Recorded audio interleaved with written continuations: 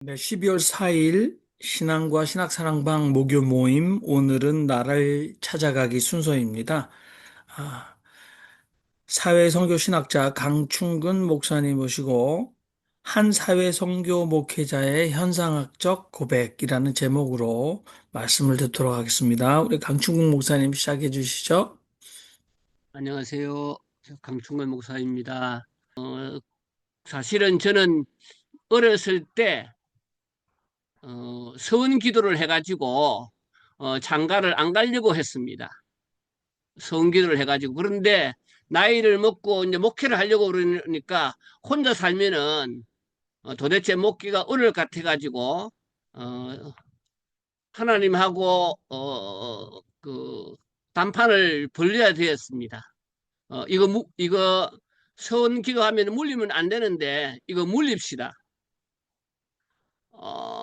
제가 그 서원 기도한 이유가 있지 않습니까? 하나님을 사랑하기 때문에 열심히 일하려고 서원 기도를 한 건데 이거 목회하려고 그러는데 이거 안 되니까 이거 물립시다.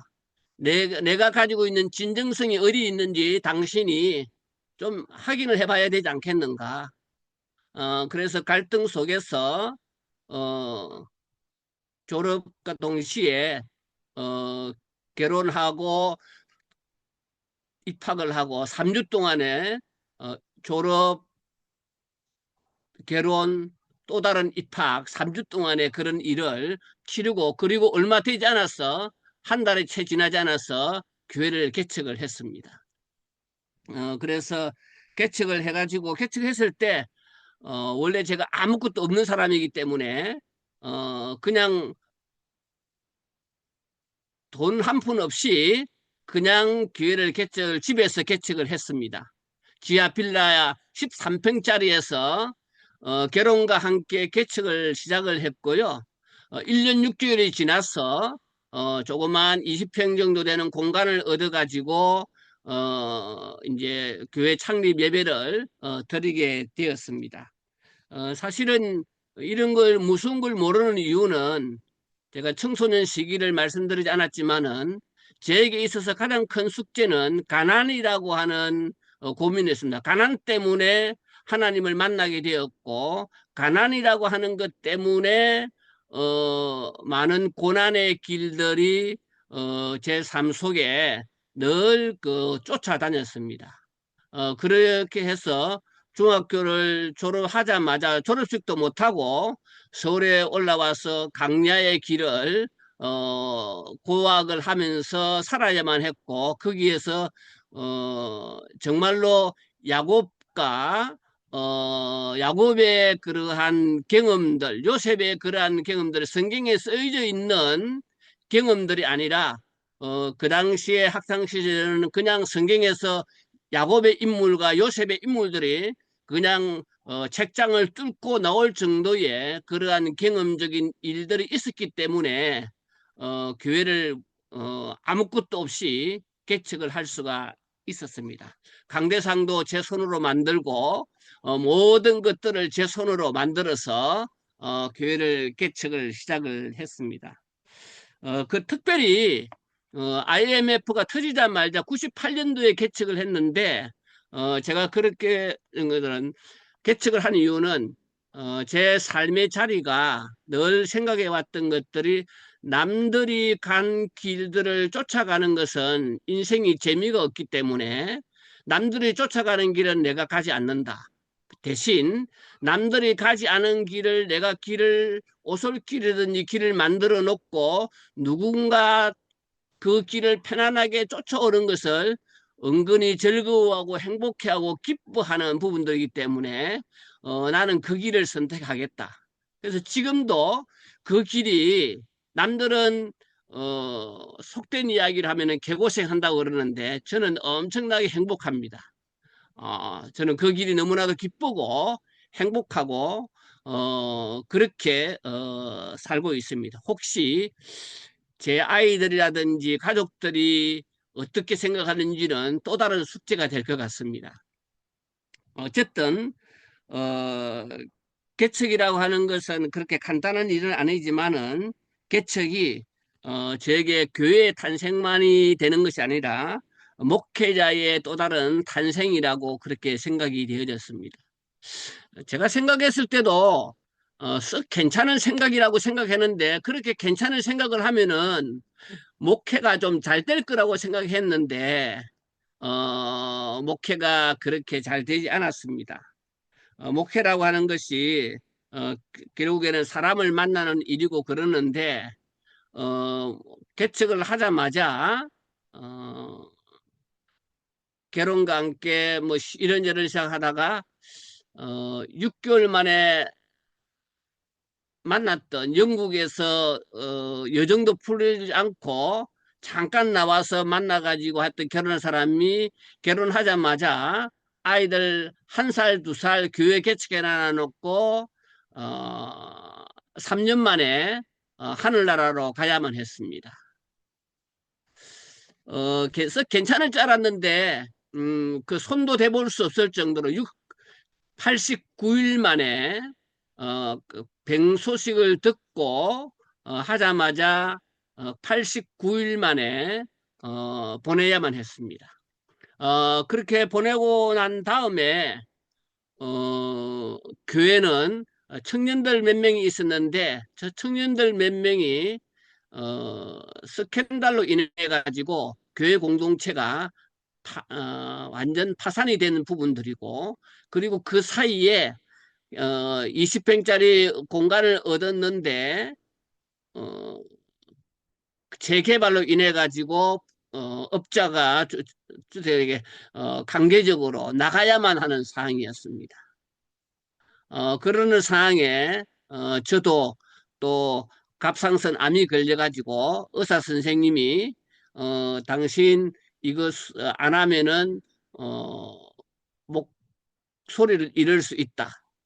라고 이야기해서 제게 어, 수술을 이야기했습니다. 그래서 그런 과정을 겪으면서 그것이 뭐 거의 1년 사이에 여러 가지 일들이 있었고요. 그 수술한 날이 제가 박사과정에 입학한 날이었고 그날이 제 생일이었습니다. 아이들 2살, 3살짜리가 채되지 않은 아이를 맡겨놓고 수술대에 이렇게 누워서 어, 그리고 난 이후에 계속적으로 목회를 하면서 어, 이야기를 하다가 어, 아무도 없는 교회당을 지키고 있어야 됐습니다. 목회에 대한 부분들을 제가 말씀을 드린다면은 이제 지난 제가 28년 동안 지금 개척을 해가지고 목회를 하고 있는데 성도 수가 15명이 넘어본 적이 없습니다. 세례 교인들은 말할 것도 없고요. 그런 가운데 있어서 어, 28년을 지금까지 교회에서 사례비 한번 받아본 적이 없이 원래 계획했던 대로 저는 교회론에 대한 관심과 고민이 많았기 때문에 처음부터서 그런 것들이 어려움이라고 생각해 본 적이 없습니다. 그리고 굉장히 무능력해가지고 그 28년 사이에 저한테 교회를 청빙하는 사람도 한 사람도 없었습니다.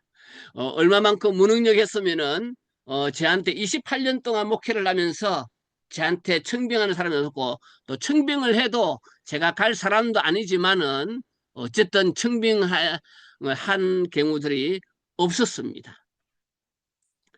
그러는 사이에 이제 제가 처음부터서 교회를 개척했을 때 청소년 꿈터라는 청소년 사역을 위해서 청소년 꿈터라는 그러한 단체를 단체가 아니고 시설을 만들어서 그것이 이제 작은 도서관 사역으로 시작이 되어집니다.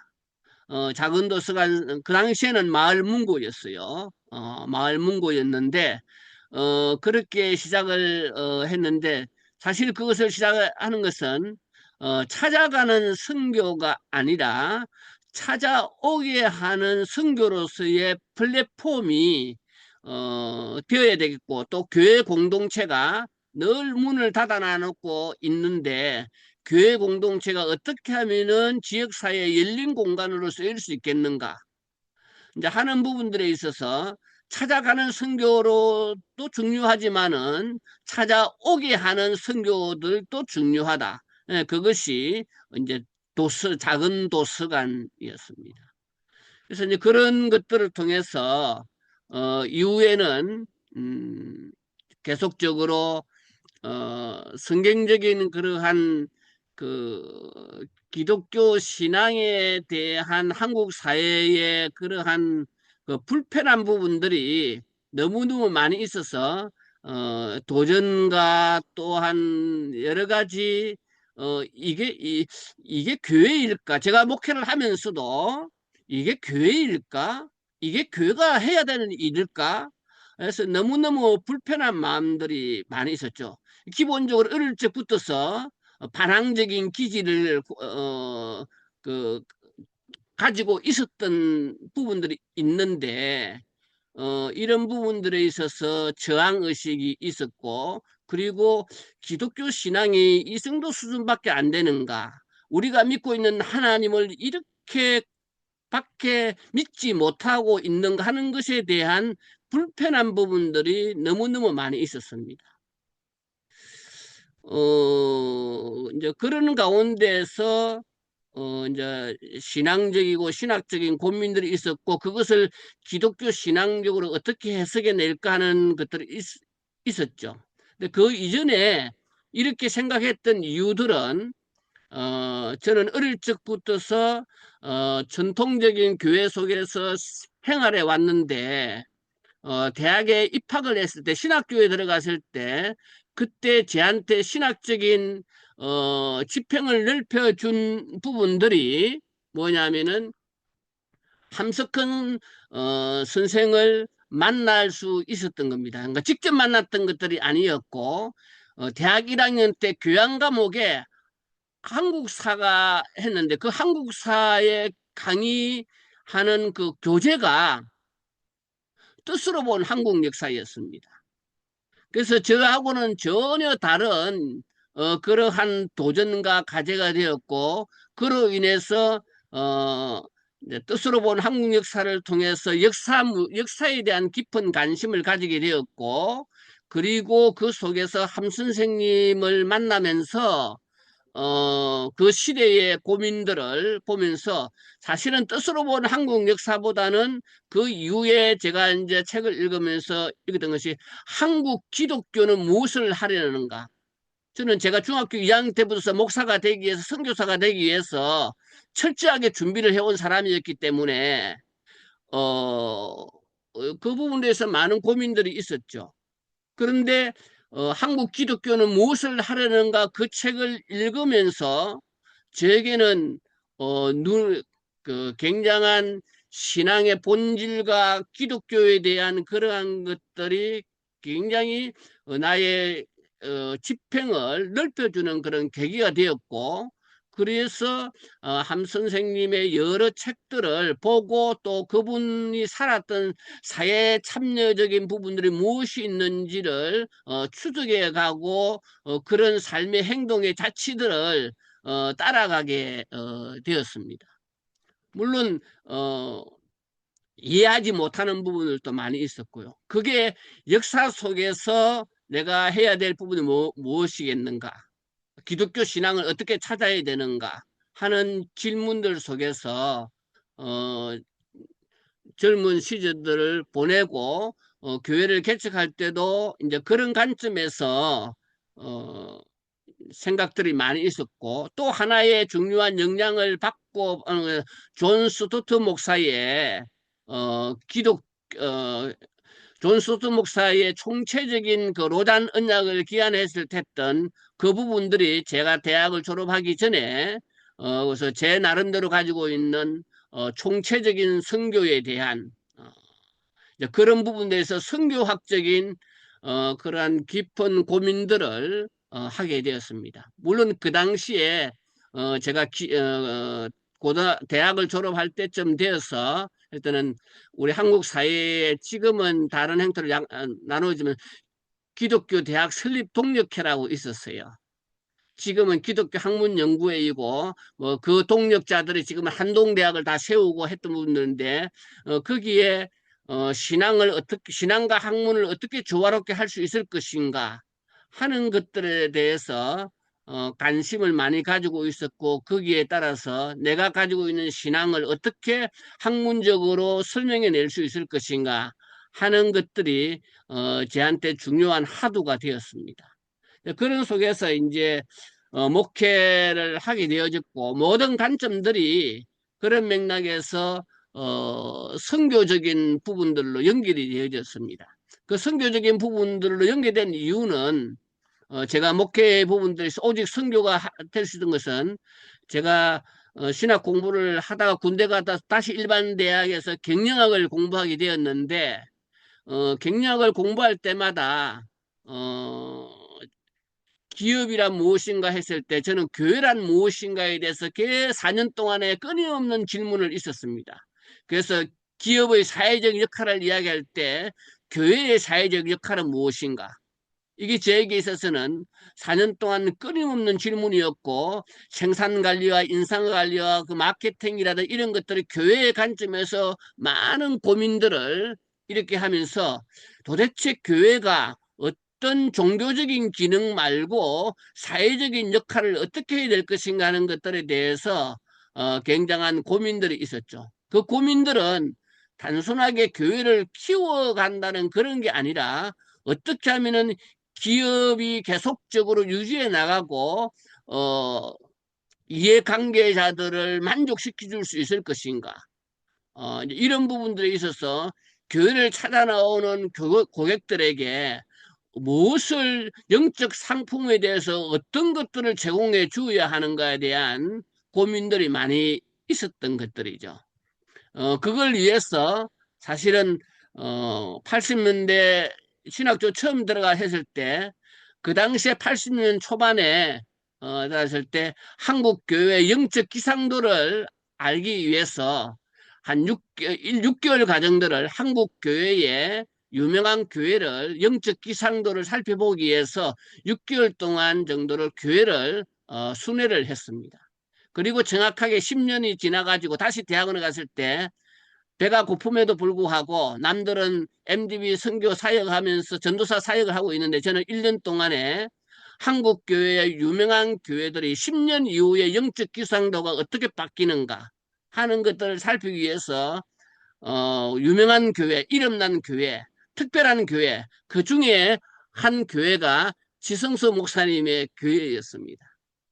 지성수 목사님 교회도 서울신대 아래에 있었기 때문에, 도대체 이런 목회는 어떻게 할까 해서 기억을 하실지는 모르겠지만은, 제가 잠깐 그 교회에 한 번을 찾아가서 도서관이 있는 그런 모습을 제가 지켜보고, 우리 교단에도 이런 목사님이 있구나 하는 것을 제 스펙트럼을 넓혀가는 그런 기회가 되기도 했습니다. 그게 또 목사님이 쓰신 그 글감이 너무너무 재미있었어요. 그래서 책을 보고 제가 2권인가 3권인가 사가지고 이제 보면서, 야, 글을 참 재밌게 맛깔나게 쓰시는구나, 이런 것들을 느낄 수가 있었습니다. 어쨌든 그런 가운데 있어서 모든 것들이 선교적인 부분들에 있어서 교회가 해야 되는데, 이게 선교가 교세를 확장하고 있는 부분들로 교회가 생각하고 있던 것에 대해서 정말로 이게 기독교 신앙이 이야기하고 있는 것인가에 대한 부분들이 있었습니다. 그래서 제가 고민했던 부분들은 선교가 교회 설립하고 교회 확장하는 것이 선교일까 하는 부분들을 아무리 생각해도 제가 동의가 되지 않았어요. 하나님 나라를 그런 관점에서 바라보아야 되는가, 교회가 그렇게 발전해 왔는가 했을 때는 제가 동의할 수가 없었어요. 그런데 동의를 할 수 없었는데, 그걸 뭔가 신학적으로 해석을 하고 설명을 해줘야 되는데 충분하게 그런 게 되지 않아서 제 나름대로 많은 이론적인 학습과 공부들을 하게 되어졌고, 그런 가운데 있어서 우리 교단에서는 충분하게 다루진 않지만은 하나님 나라의 선교에 대한 부분들에 대한 것들을 고민들을 하게 되었고, 교회가 그런 관점에서 이야기할 때 제가 가장 중요하게 생각했던 한 부분들은 요한복음 3장 16절이었습니다. 이게 신학적인 질문이었습니다. 제가 사회 선교를 하고 사회 선교 목회를 하게 된 신학적인 중요한 질문이 요한복음 3장 16절에 대한 질문이었습니다. 하나님이 세상을 이처럼 사랑하사 독생자를 주셨다고 했는데 왜 교회는 하나님이 세상을 이처럼 사랑했다고 그랬는데 교회는 자기 독점적인 체제에 빠져가지고 교회를 이처럼 사랑했다고 착각하고 있는 것은 아니겠는가? 하나님이 세상을 사랑했다고 그러는데 교회를 다니는 사람들은 교회를 이처럼 사랑한다고 생각하여 교회 안에서 하나님을 가두어 놓고 있는 부분들에서 저는 분노할 수밖에 없었습니다. 하나님이 창조한 세계를 그리스도인들이 교회 안에만 가두어 놓고 하나님을 교회 안에만 가두어 놓고 있는 이 부분들에 대해서 정말로 성경이 그렇게 이야기하고 있는 것일까 하는 부분들에 있어서 질문들이 있었고, 이것이 하나님이 세상을 사랑했다고 내 그 세상을 사랑했던 부분들을 내가 그 세상을 사랑해야 되고 그것을 위해서 내가 믿고 있는 예수를 죽었다고 했는데 그 일들을 해야 되지 않는가? 근데 왜 교회가 스스로 하나님을 작은 공간에 가두어 놓고 있는 마치 직무유기를 하고 있는 그런 모습에 대해서 분노할 수, 뭐, 나쁜 분노는 아니겠지만은, 제 나름대로의 영적인 분노들이 있었고, 그런 것에 대해서 성서 해석하는 사람들이 뭘까 하는 고민들이 있었고, 그 맥락 중에 하나가 제가 이제 한 20년 전부터 쓰지 않는 용어들이 있는데, 영혼 구원이라는 단어를 제가 잘 쓰지 않습니다. 우리가 신학적으로 많은 고민을 하고 있지만은 왜 우리가 영혼 구원을 해야지? 그러면 영혼만 구원받고 우리 육체는 구원받지 말아야 되는가? 그래서 한국의 신학이 편파적인 것이 되지 않았는가 하는 질문들이 있었던 것들이죠. 그래서 제가 써놓고 있는 부분들은 생명구원이라는 언어를 씁니다. 생명구원. 그래야 총체적인 부분들이 되고, 그 생명체를 향해서 구원을 할 수 있는 부분들인데, 내 영혼만 구원받으면 되니까 개떡같이 살다가 죽을 때 내 영혼만 구원받으면 되는 게 아니겠는가.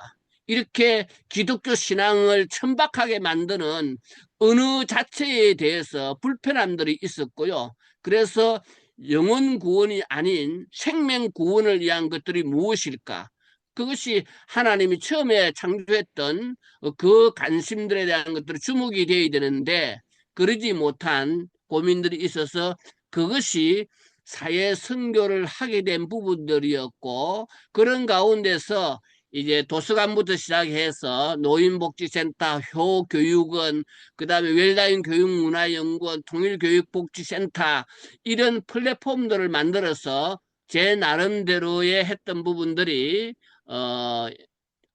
가제가 뭐냐 처음에 가지고 있던 제 개인적인 문제에 있어서 고민했던 부분들이 죽음의 문제였었는데 왜 교회는 생명 구원을 이야기하고 복음을 이야기하고 있으면서 기독교는 왜 죽음의 문제는 이야기하고 있지 않죠? 교회가 사이즈 키우는데 정신이 없어가지고 하다 보니까 정말로 기독교 신앙의 중요한 본질적인 부분들에 대한 것들은 관심이 없는가? 왜 이걸 놓치고 있지? 이제 그런 질문들로 인해서 죽음 문제에 제가 대학원을 입학하자마자 그 질문, 성직자가 될 사람이 이 부분을 놓칠 수는 없지 않는가. 그래서 그 부분을 했고, 대학에 함석근 선생을 만남을 통해서 책을 보다가 저는 한반도 통일에 대한 역사를 통해서 한반도 통일에 대한 관심을 민주화 운동 당시에 저는 뭐 직접적인 그런 운동권이 아니었기 때문에 몰랐지만은 역사 속에서 하나님을 통일에 대한 부분들을 절감할 수 있었고 그리고 그 문제들을 끊임없이 문제를 가지고 있었고, 이 문제가 대학원을 다시 90년 초반에 들어가면서 모퉁이 돌 선교를 통해 가지고 북한 지금 북한민이라고 그러고 북한 이탈 주민들에 대한 그 당시에 보고를 받고 이제 북한 이탈 주민에 대한 관심들을 가지게 되었고, 이게 제가 이제 사별하고 난 이후에 너무너무 힘들었고 이제 먹고 살아야 되니까 신학교에 강의를 조그만 지방 신학교 강의를 하면서 제가 학생이 저를 꼬셨어요. 학생이 그 학생이 지금의 제 아내가 되었습니다. 그래서 그분이 이제 북한민이었고요. 제가 사별한 지 5년 만에 재혼을 하게 되었고, 그것이 사역의 동력은 아니었지만은, 그래도 제가 결혼할 때 했던 부분에서 세 가지 조건이 있었는데, 지금의 이제 아내 아니고 하늘나라 간 아내한테 나하고 결혼하면은 굶어 죽어야 된다. 할 수 있느냐?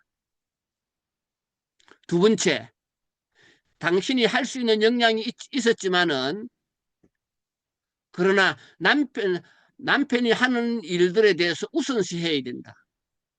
세 번째, 입양을 할 수 있느냐? 요 부분에서 세 가지 중에서 두 가지 부분들을 동의를 했어요. 그래서 결혼을 했는데 오래 하지 못하고 끝났지만은 역시 그 부분들에 있어서 지내다가 지금은 본의 아니게 제가 등치가가 되고 있습니다. 제가 지금 전혀 사역을 돈을 버는 일들보다는 돈을 벌지도 못하면서 지금까지 끊임없이 쓰는 일들에 대해서 고민하고 있는 거. 그래서 제가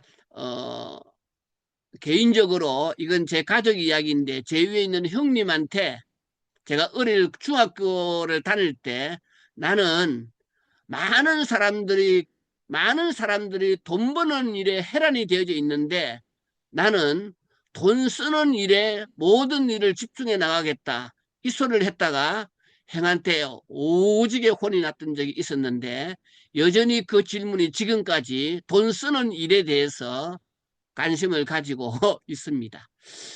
그래서 사회 선교를 해 나갔던 그런 부분들에 대해서 제가 이제 진행했던 부분들이 요 정도의 질문들 속에서 신앙적인 신학적인 그런 고민들을 하게 되었습니다.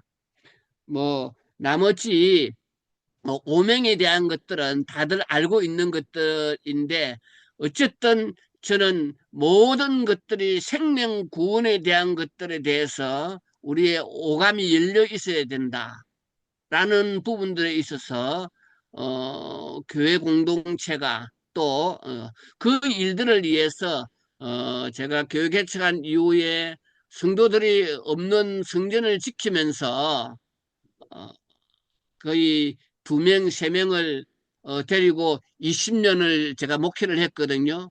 은금도 없어요, 하나도. 그런데 제가 목회를 하면서 아주 당당하게 어, 전혀 그 누구에게도 굽신거리지 않는 그런 마음으로 목회를 할 수가 있었고, 그 지평을 넓힐 수가 어, 있었습니다. 그리고 그런 부분들을 함께 나누고 지금도 역시 선교비를 25년 동안 보내주는 그 목회가 있는데, 고맙다는 인사 한마디를 제대로 하지 않고 어, 그래도 그만 보내줘도 되는데 해도 야 보내주겠다고 하면서 그런 부분들이 어떤 면에서는 제 신학적이고 신앙적인 부분에서 지지를 해주고 있는 것은 아니겠는가 하는 그런 부분들을 느끼고 있기도 합니다.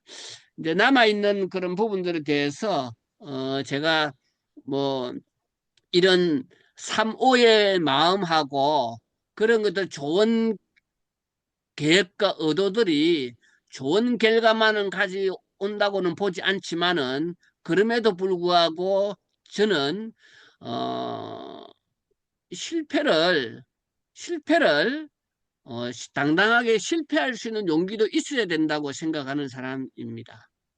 실패를 위해서 살아갈 수 있는 용기도 필요한 것이고 성공만을 위해서 살아가야 되는가?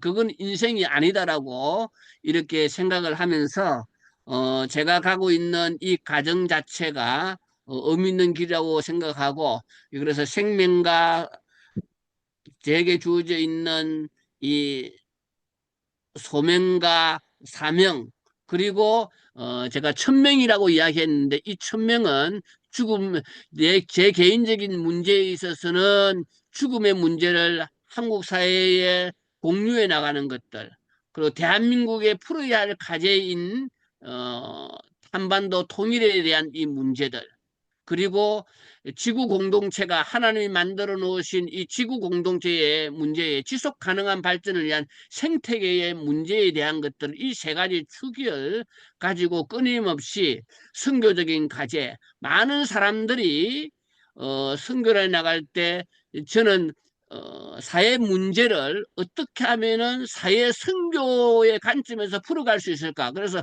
사회적인 문제가 아니라 어떻게 하면은 이것이 사회 선교의 주제가 될 수 있고 과제가 될 수 있을 것인가? 이것이 제 평생의 주제이기도 하고 고민이기도 하고 이것을 신학적인 과제로 어떻게 해석해내고 풀어낼 것인가?